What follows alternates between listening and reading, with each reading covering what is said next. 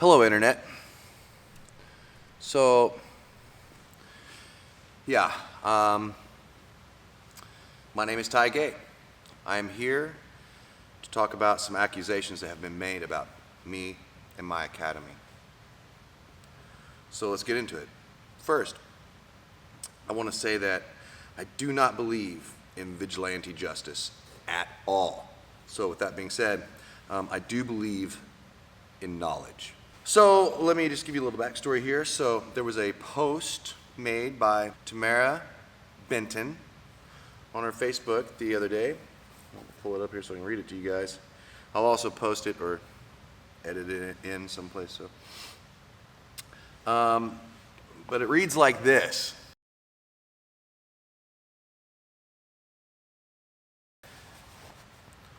So I have stayed quiet way too long. Years. You cyberbullying is not okay. Sending my husband's mugshot in the mail, taken in 2000, mind you, with bullets in his eye and head is not okay. To put graffiti on my trash cans or scratch my car is not okay. Hit my car and drive off is not okay.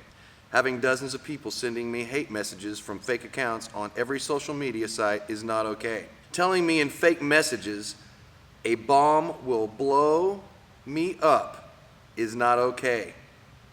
Ty Gay, Redline Jiu-Jitsu in Edmond, Marshall Troy, National Martial Arts, and Nathan Wright, whoever you are, have all been served with cease and desist. They are all in violation. If something happens to me or my husband, these are the people you need to look to. I have gone to the police. I am filing lawsuits. I will be trying to get a victim's protection order. I am truthfully in fear of my safety from these trolls. My husband has not been in trouble in over 20 years, and we have the right to try to live a life and be normal citizens. The harassment is not okay. This makes you mean, horrible people with black souls. Well, first off, I am a singer in a band called Everybody Panic. And the whole, people with black souls thing is kind of appealing. I'll take that, rock on. But I won't take any of the rest of it. So let's just get into it. First, why wouldn't you have taken pictures of all these things? So with that being said, I know that Tamara has been with Eric since she was very, very young. And, sometimes people get groomed for certain things, right? And I feel like that maybe she was groomed for this, for her whole life. So I do have deep empathy for her. Now, let's just get into some things. She said that there was some mail that was sent to her that had her husband's mugshot from 2000 in it with bullets in his eyes. I'm assuming bullet holes where the eyes are supposed to be. There's no evidence of that. If somebody's doing this, why wouldn't you go to the police? That's what the police are for. So all this stuff should have been reported to the police immediately. The graffiti on trash cans and stuff, I am running a huge facility right here. So if you're implying that I'm coming over there and putting graffiti on your trash cans, or Marshall or Nathan for that matter, man, we just don't have time for stuff like that, and that's childish. Again, I deal with the law. And so we'll get more into that in a second. Scratches on your car, you're attributing that to your husband being a sexual deviant, being on the sexual predator registry here in Oklahoma.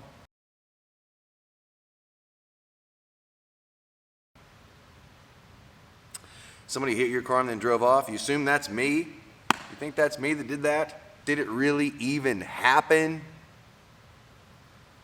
I don't know.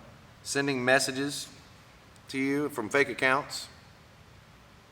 Where are the pictures of all this stuff? You documented all this, right? And took it to the police, right? That's what I would do.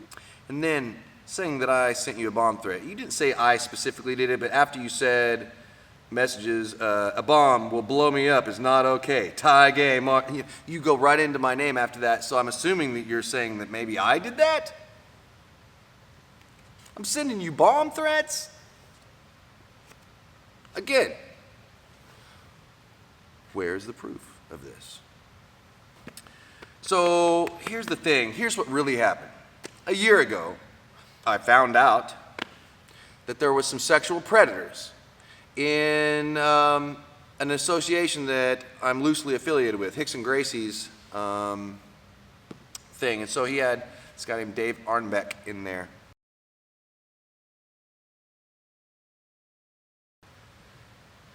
And then there was some other people that got drummed up in that whole thing too. You know, in the beginning, people thought I was crazy, maybe making up stuff to, I don't know. Some people said I was trying to just get attention from my school or from my band. Kind of hurt my feelings, but you know, that's life, right?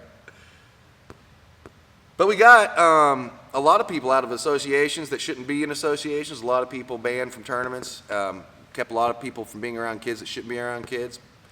We got some people convicted and put in prison because they were hiding. They were hiding.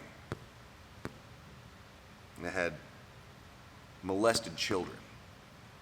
So, now when I was going after all these people, something weird happened in the comments section. Tamara got brought up. Actually, Eric Benton, her husband, got brought up. And Tamara had already told me about this stuff. I knew Eric was on the registry because she and he told me that what they were doing is they ran off when they were young, very young. Tamara was very young and Eric was a little older. They ran off, I believe, to some sort of a Indian reservation or something like that. That's what they told me originally. And they said when they came back that her parents pressed charges, and that's where all this came from. So I believed them. My wife was the ambassador for Girls in Gis and was bringing a lot of awareness to women's Jiu-Jitsu. And so Tamara had Girls in Gis come to their place. And somebody hit us up online saying, oh, do you know about Eric Benton? And so that's when I asked her, what's going on? And that's when she told me the story. Oh, that was me. So, okay, that was you, and you got married to him, and it was, you know, you're still married to him. You got married when you were young. I'm not saying it's right, but okay. So, that's the story that was told to Girls in Gis. Well, during this thing, while I was bringing up all the sexual predators that were trying to affiliate themselves with Hickson and stuff, you know, he got brought up in this deal. And so I told her in the comments, I was like, hey, just go ahead and explain yourself in the comments, and it'll be fine. And then she sent me a message asking me if I would delete my comment, asking her to do that. So then I sent her a message and saying, hey, if your story is true, man, I'll help you get in front of the narrative. You could tell your story, and then let the chips fall where they may. As long as that's really you. And I actually didn't say that right then. Somebody had sent me something directly after that from Kansas.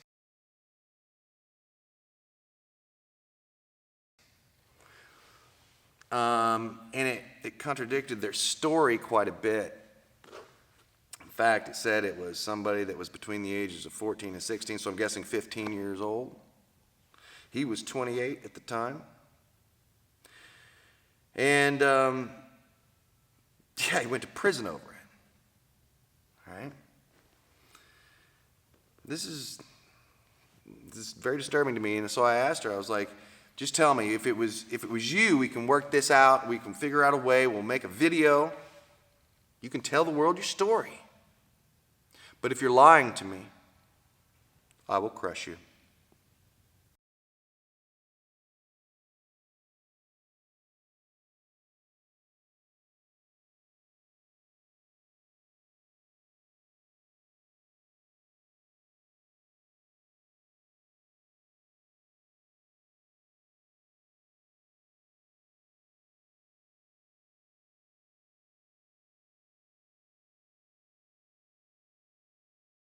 Now, I didn't make a video about them then, and they're in my own state.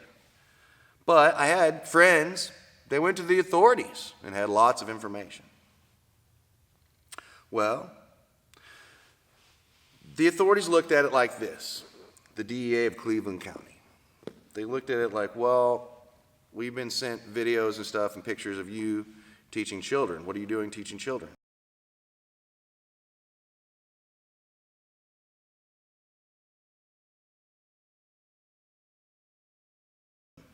Eric's not allowed to be around children. Let's get that straight.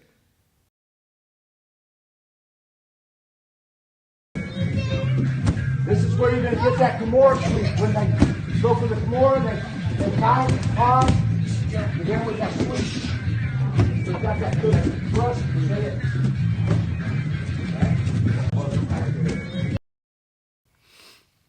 So DA looked at it like in a way to where they told them basically this: if you separate your school, if you don't teach kids at that one place and teach them at a separate place, you can do it that way.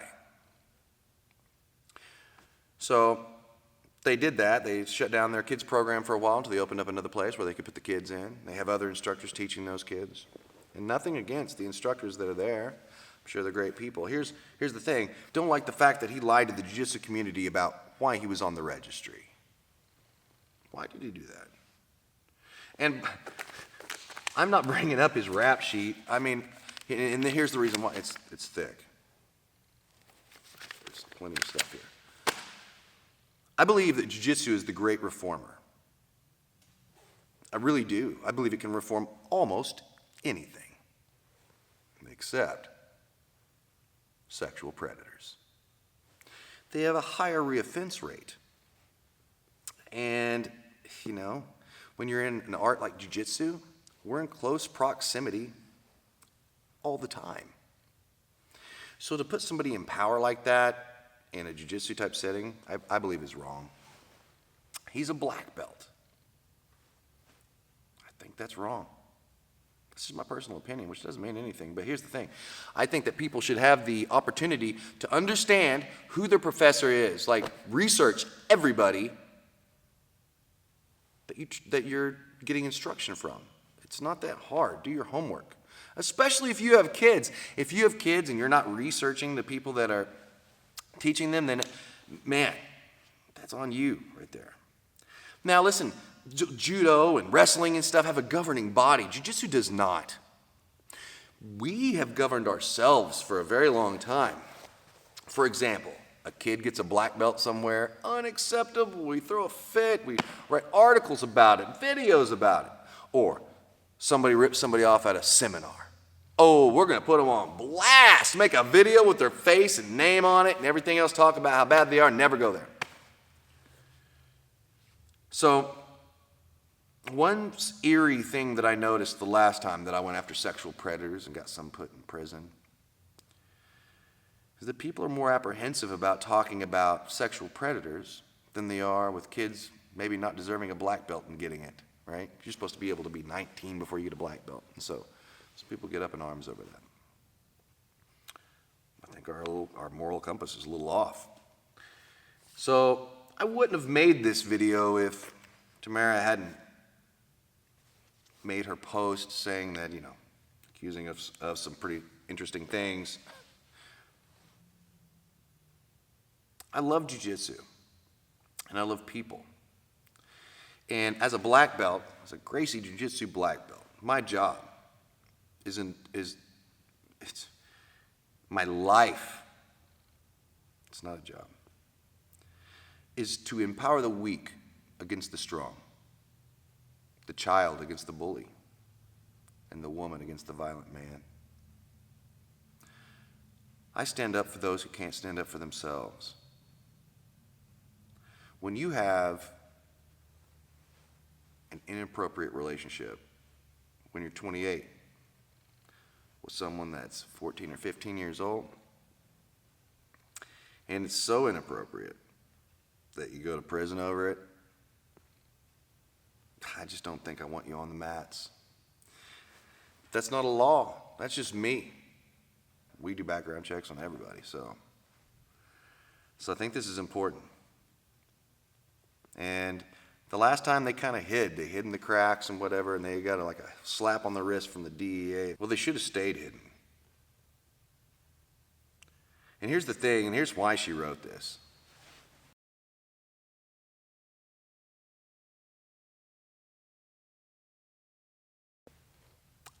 they've been getting press from the news stations. You can pay to have them come out and do a thing on you. He did one talking about why he wants to be off the sexual registry, talking about people just treat him so bad he wishes he could go back to, or if he, just sometimes wants to go back to his old ways of molesting kids. I'm not going to stand for that stuff. So when I saw this new video that came out just the other day with Channel 9, they did a deal where they were doing a promotion because they're doing a thing, and a lot of different boxing places are doing it, but they're doing a thing for Parkinson's patients where they're doing some boxing stuff. And when I saw it was their gym doing it, it just makes me sick. This guy's been busted for all sorts of crazy stuff. So, embezzlement and fraud and stuff like that. So to have people that aren't cognitively there dealing with him, that's kind of scary. All this information, by the way, is public record. Doesn't take a genius to go find it. So,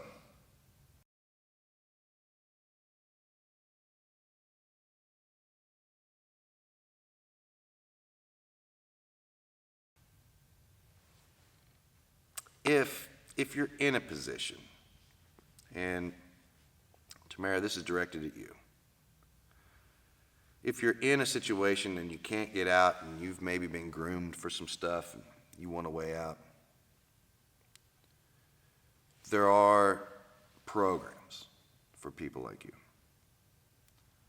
So there's a place called Palomar here in Oklahoma City. And they do great work.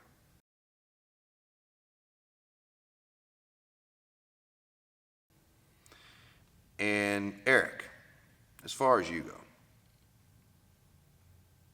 you shouldn't be on the mats. You forfeited your right to be a Jiu-Jitsu black belt for sure and be on the mats 100% in my book. Whenever you damage that child's life, she's never going to get that back. So it's up to people like me to expose people like you. Sorry this video wasn't as uplifting and positive as most of my videos, but sometimes you got to do what you got to do. Hey, I run a place called Red Line, and it's because we draw a very serious line in the sand. Like I said, Jiu-Jitsu is the great reformer, but not when it comes to sexual predators. Yeah, and I will give my very last breath to see that you are all exposed.